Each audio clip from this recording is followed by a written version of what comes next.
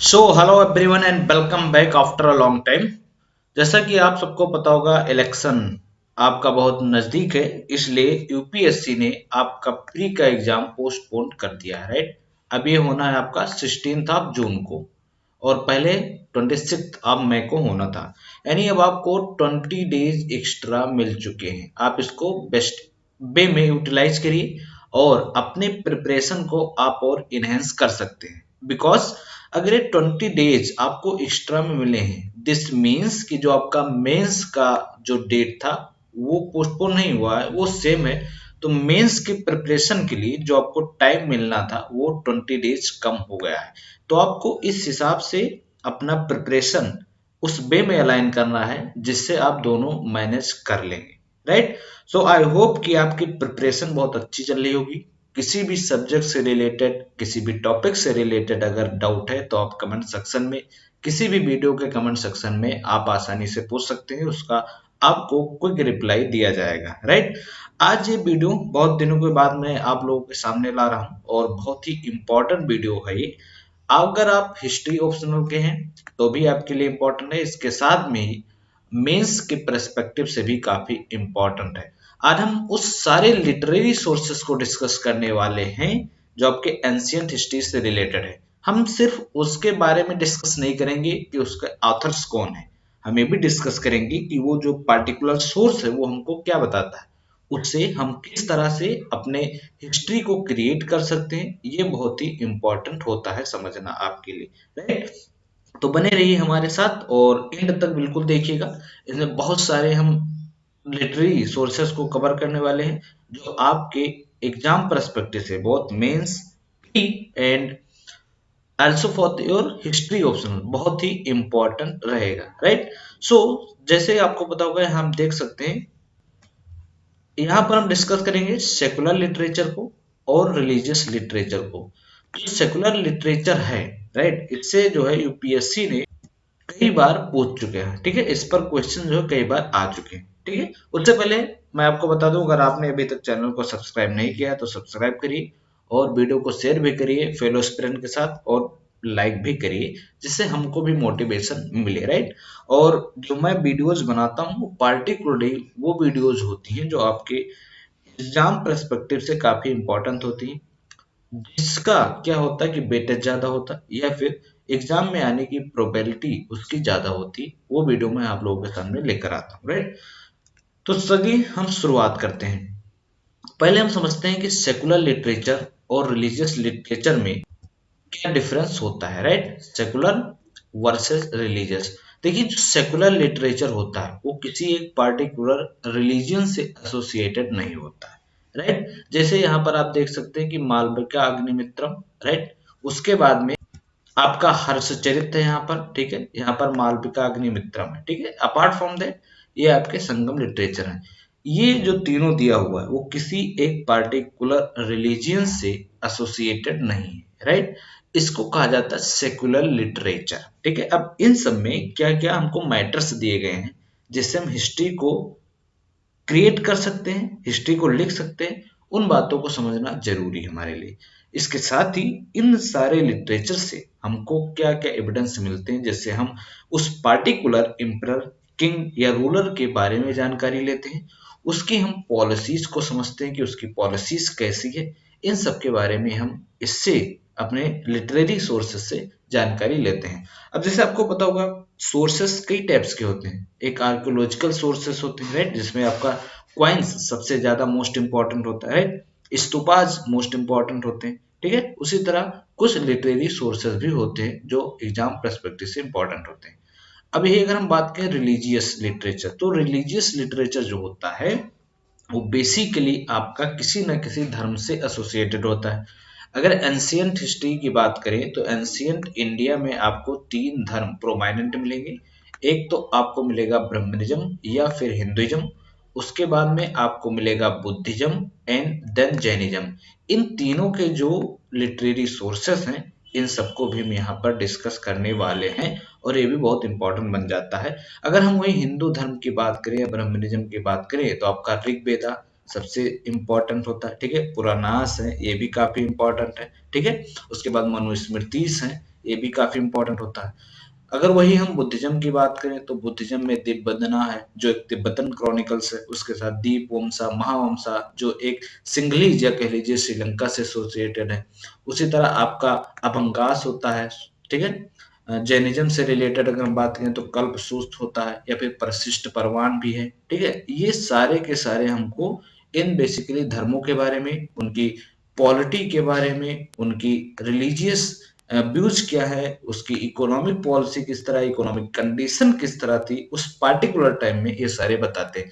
I hope आपको clear हो गया सेकुलर लिटरेचर क्या होता है जो किसी भी धर्म से एसोसिएटेड ना हो, और रिलीजियस लिटरेचर होता है जो किसी न किसी धर्म से एसोसिएटेड रहता है और उस पार्टिकुलर धर्म के बारे में हमें जानकारी देता है। अब चलिए शुरुआत करते हैं, एक एक करके डिस्कस करते हैं। बहुत सारे यहाँ पर आपको लिटरेरी सोर्सेज मिलने वाले हैं।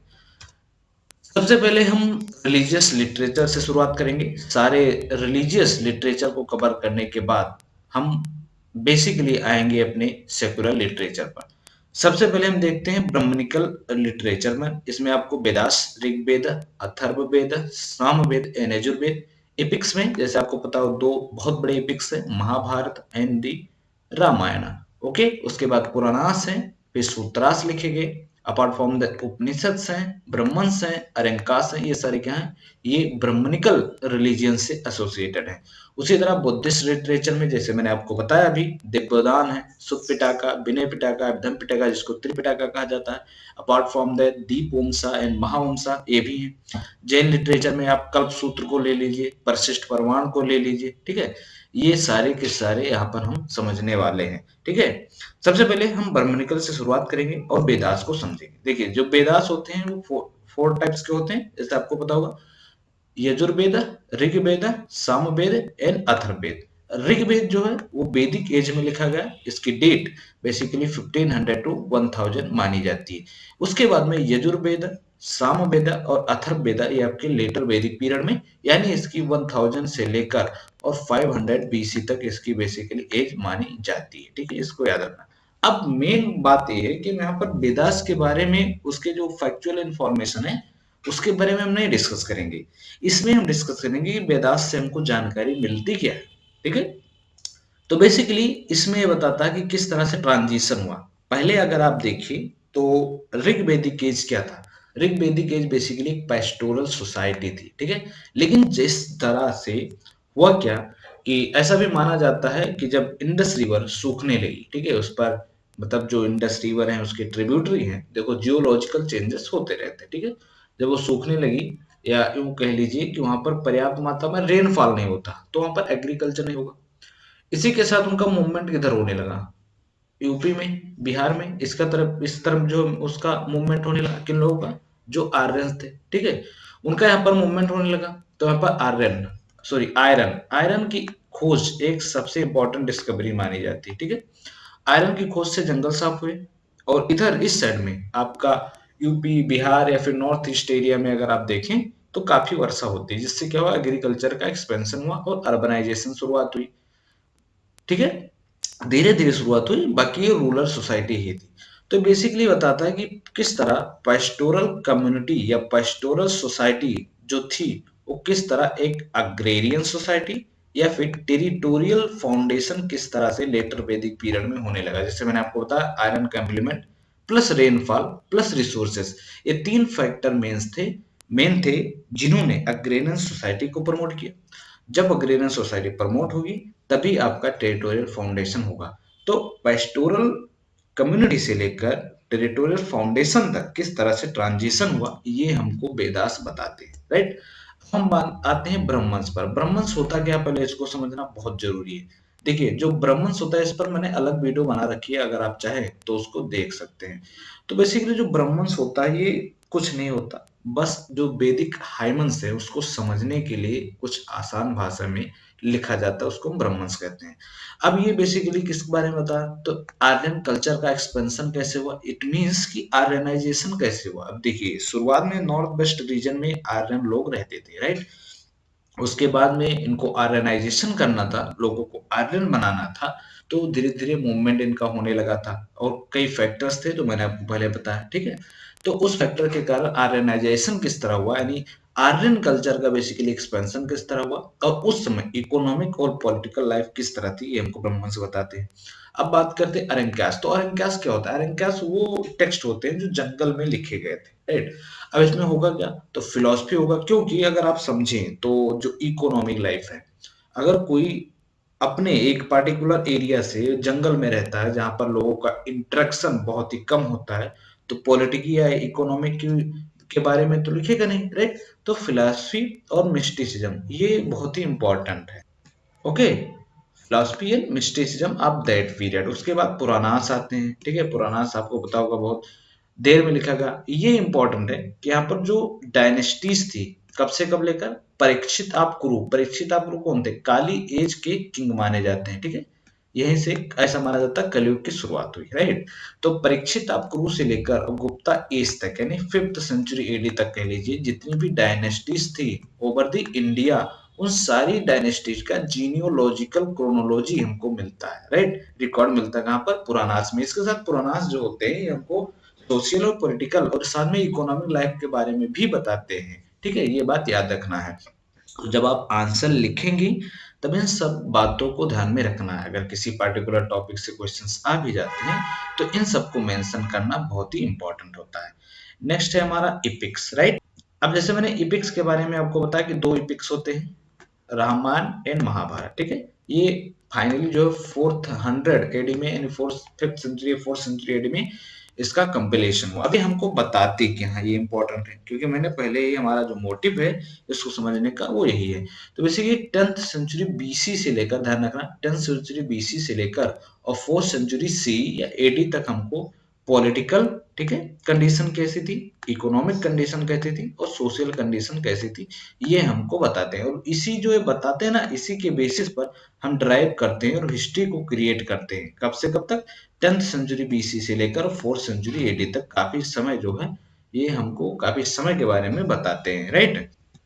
अब आते हैं पिटाकास पर, ठीक है। अब पिटाका क्या है? ये बुद्धिज्म से रिलेटेड है। जैसे मैंने आपको बताया कि ब्रह्मनिज्म, बुद्धिज्म एंड जैनिज्म, ये 3 रिलीजन उस समय पार्टिकुलर जो काफी इंपॉर्टेंट थे। अब इन्हीं के लिटरेरी एविडेंसेस को, लिटरेरी सोर्सेस को उनको समझना है। अब पिटाकास में जैसे आपको पता होगा 3 पिटाके होते हैं, ठीक है। शुद्ध पिटाका, विनय पिटाका और अभिधम पिटाका। अब एक एक को हम यहाँ पर समझ लेते हैं। यहाँ पर लिखा नहीं है लेकिन आप नोट डाउन कर सकते हैं, राइट। सबसे पहले हम सुत पिटाका देखते हैं। तो सुत पिटाका में बेसिकली जो सरमस दिए जाते थे बुद्धा के द्वारा वो आपको मिलेगा सुत पिटाके में। विनय पिटाका में आपको रूल्स, जो संघ के लिए रूल्स होते थे, नन्स या मॉन्क्स के लिए जो रूल्स होते थे वो आपको विनय पिटाका में मिलेगा। और जो फिलोसफिकल बातें हैं वो आपको अभिधम पिटाका में मिलेगी। इसको हम त्रिपिटाका कहते हैं, ये बात याद रखना। अब ये बताता क्या है पिटाका? जैसे मैंने बताया कि बुद्धिस्ट संघ के बारे में बताता है, उसके रूल्स रेगुलेशंस के बारे में बताया है, बुद्धा ने जो सरमन्स दिया यानी सुत पिटाका उसके बारे में, ये आपका बुद्धिस्ट संघ यानी विनय पिटाका, ठीक है। और इसके बाद जो फिलोसफिकल चीजें होती हैं वो आपको अभिधम पिटाका में मिलेगा, ठीक है।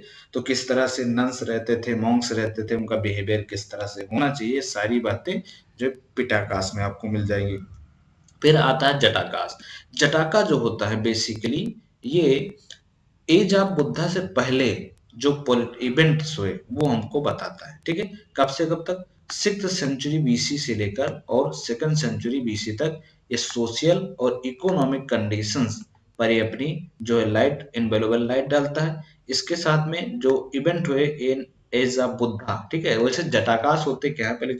जटाकाश बेसिकली वो स्टोरीज होती हैं जो ऐसा माना जाता है कि बुद्ध एज अ बुद्ध जन्म होने से पहले जो उनसे रिलेटेड है वो होते हैं जटाकाश।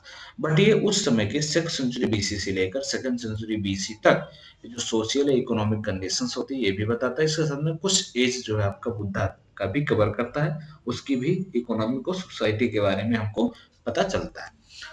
अब इसी में आपका एक है श्रीलंकर क्रॉनिकल्स। इसमें दो हैं, बहुत याद रखना, दिव्यवंश, दीपवंशा, ठीक है, और महावंशा, ठीक है। ये बेसिकली डील करते हैं बुद्धास के लाइफ, बुद्धास काउंसिल से, एम्परर से, राइट। और उसके बाद किंग्स, जो श्रीलंका किंग्स थे उनके बारे में भी ये जो है हमको बताते हैं। ओके, नेक्स्ट की अगर हम बात करें तो नेक्स्ट हमारा जो है वो है मिलिंद पन्नू, राइट। तो जो मिलिंद पन्हु ना, ये एक ग्रीक रूलर थे, मियांडर या फिर मिलिंद, ठीक है। और एक बुद्धिस्ट मॉन्क थे, नागसेन, ठीक है। आज मेरा थोड़ा कर्सर खराब है तो आप थोड़ा ध्यान रखकर पढ़िए। तो जो डायलॉग था उनके बीच में, बेसिकली मिलन पनो किसके फॉलोअर बने, बुद्धिज्म के।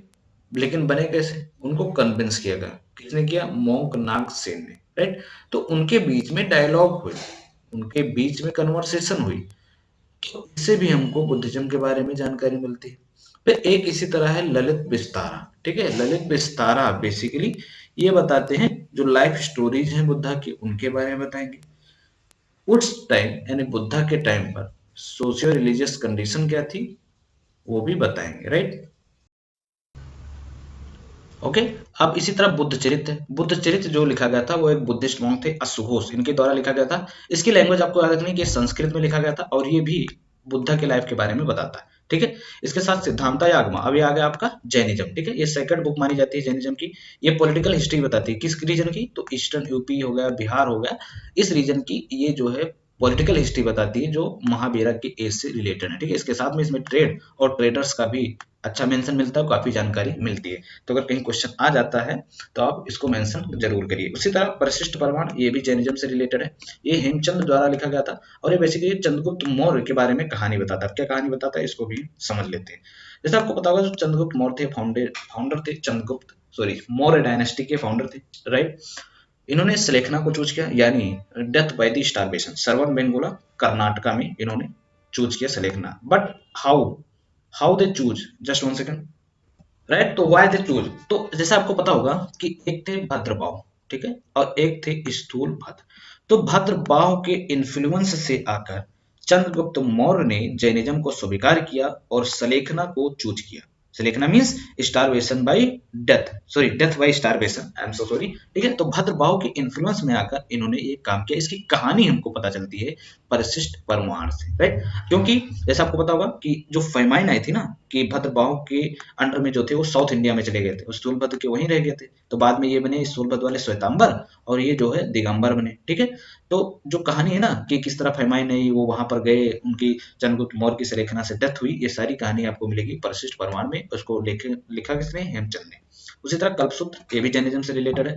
इसमें भद्रबाहु ने लिखा था, ठीक है। इसमें जैन तीर्थंकर जो थे, यानी 24 तीर्थंकर, आपको पता होगा 24 जो है वो कौन है, महावीर। तो इन सभी तीर्थंकर की बायोग्राफी आपको कल्पसूत्र में मिल जाएगी, अगर आप पढ़ना चाहें तो पढ़ सकते हैं एज योर बेस, राइट। आते हैं सेकुलर लिटरेचर पर। मैंने जितने भी इंपॉर्टेंट लिटरेरी सोर्सेस थे ब्राह्मणिज्म से रिलेटेड, जैनिज्म से, बुद्धिज्म से, उनसे हमको क्या मिलता है, कौन से मैटर हमको मिलते हैं जो इंपॉर्टेंट, सारी मैंने डिस्कस कर दी है। अब आते हैं सेकुलर लिटरेचर पर, राइट। अब सेकुलर लिटरेचर क्या होता है, जो किसी धर्म से रिलेटेड नहीं होते। जैसे इसमें होगा संगम लिटरेचर, ये हमको सोसाइटी, इकोनॉमी और पॉलिटी के बारे में बताता है, साउथ इंडिया के बारे में particularly, not north India. 300 BC से लेकर 300 एडी तक ये हमको इसकी सोसाइटी, इकोनॉमी और पॉलिटी के बारे में बताता है, ठीक है। अब इसके कुछ पार्ट है, जो बहुत सारे पार्ट हैं, हमको आर्य शर्मा में मिल जाएगी, अदर बुक्स में भी मिल जाएगी। तो आप इसको चाहें तो वहां से नोट डाउन कर सकते हैं, बट मैं यहाँ पर आपको बता रहा हूँ। जैसे एक है इसका इट्टू टोकी, ये बेसिकली 8 पोएटिक फॉर्म का एक एंथोलॉजी है, ठीक है, कलेक्शन है। पट्टी पट्टी पट्टू, ये कई एग्जाम में पूछ भी चुका है तो इसको ध्यान रखना, ठीक है। ये 10 लॉन्ग पोएम का कलेक्शन है। इसके साथ तोल्काप्पियम है जो एक तमिल ग्रामर की ट्रिटीज मानी जाती है। इसके बाद में पडिनेक्केनकु, शिलापत्थीकरण, मनी मेकलाई, ये क्या है, ये सारे के सारे संगम लिटरेचर से रिलेटेड है, जो हमको साउथ इंडिया के बारे में जानकारी देते हैं 300 बीसी से लेकर 380 तक। अब कुछ रोमन अकाउंट है, इनको समझना भी जरूरी है। जैसे एक है जस्टिन, ठीक है, इनकी एक बुक है इपीटोम, ये बेसिकली जो अलेक्जेंडर कैंपेन था टुवर्ड्स इंडिया, ठीक है, ये हमको इसके बारे में डिटेल हमको यहाँ पर मिलती, ठीक है। तो याद रखना है, जस्टिन एक रोमन राइटर है, ग्रीक्स, ठीक है। इपिटोम इनकी बुक है और अलेक्जेंडर का कंपेन के बारे में जानकारी हमको मिलती है। उसी तरह प्लिनी, प्लिनी का है नेचुरल हिस्टोरिका, ये बेसिकली ट्रेड के बारे में बताता है, इटली और इंडिया के बीच में जो ट्रेड्स होता था उनके बारे में बताता है। इसी तरह मार्को पोलो, मार्को पोलो जैसे आपको पता होगा वेनिसियन ट्रैवलर थे, एक कोस्टल कोरोमंडल कोस्ट पर गए, और एक काकतिया, ठीक है, और पांडवों के बारे में अच्छी खासी जानकारी देते हैं। यूपीएससी ने इस पोर्ट के बारे में पूछा था, मोटूपल्ली हुआ, सॉरी मोटूपल्ली, ये पूछा था किस डायनेस्टी के अंडर में आता था, तो एक काकतिया के अंडर में आता था। और वहां पर डायमंड का ट्रेड जो है काफी फेमस था, या डायमंड ट्रेड के बारे में भी बताते हैं, ठीक है। तो मोटूपल्ली का जो कोर्ट है, सॉरी पोर्ट है, वो उसको मार्को पोलो ने भी मेंशन कर रखा है, राइट। और ये पोर्ट किसके अंदर आता है, तो काकतिया डायनेस्टी थी उसके अंदर आता था, ठीक है। तो आपको पता चल रहा होगा ना कि किस तरह से हमको जानकारी मिलती है तब हिस्ट्री लिखा जाता है। इसी तरह कुछ जो ग्रीक्स है उनके बारे में जान लेते हैं। ग्रीक अकाउंट में पहला जो आपका हेरोडोटस है, इनकी बुक है द हिस्ट्रीज, ये बेसिकली इंडो पर्शियन रिलेशन के बारे में बताते हैं। उसी तरह स्ट्राबो, स्ट्राबो की बुक है ज्योग्राफी का, बुक्स को जरूर याद रखना है, ठीक है। ये बेसिकली ज्योग्राफी, सोसाइटी, इकोनॉमी और रिलीजियस कंडीशंस जो इंडिया के हैं उसके बारे में बताता है, ठीक है। इसी तरह टॉलमी, टॉलमी की ज्योग्राफी, ये बेसिकली ज्योग्राफी और कॉमर्स के बारे में, एंशिएंट इंडिया के बारे में बताता है। इसी तरह मेगास्थनीज का इंडिका है, जो बेसिकली बहुत ही इंपॉर्टेंट बुक्स है।